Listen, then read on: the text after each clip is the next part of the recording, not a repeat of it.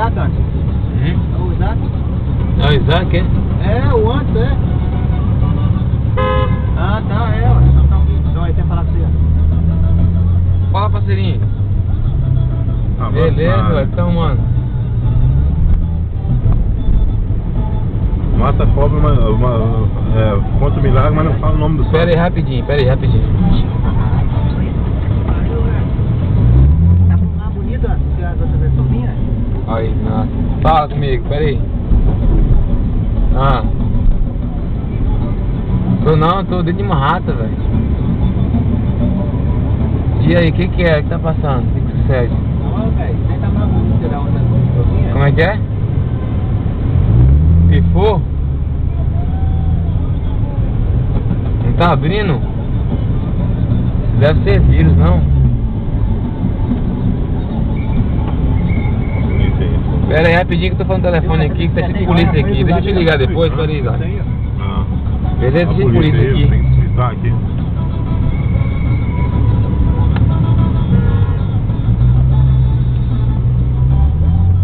Não gosta de filmar esse trem aqui, Não, quando pode ficar à vontade, velho. Isso aqui é turístico, já. Se você quiser abrir o carro aqui, se você quiser filmar em cima aí, pra filmar. Não vou nada. É a cidade turística. Igual Paraíso. No Paraíso, é? Ó, velho, esse telão aqui é muito doido. Ali.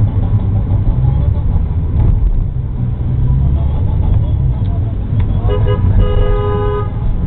é que pode, né, velho? Tô nas paradas assim, eu fico imaginando o povo, velho. Nossa.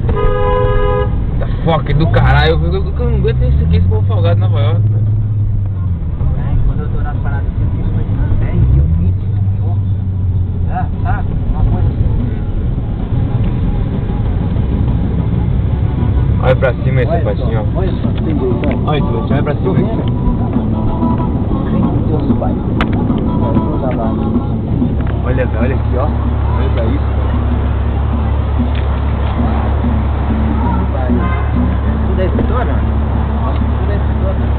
Sei lá o que é isso, é loja, olha. Pensamento, Nossa, Deus. Tô filmando tudo aqui. Vamos lá no Empire State lá,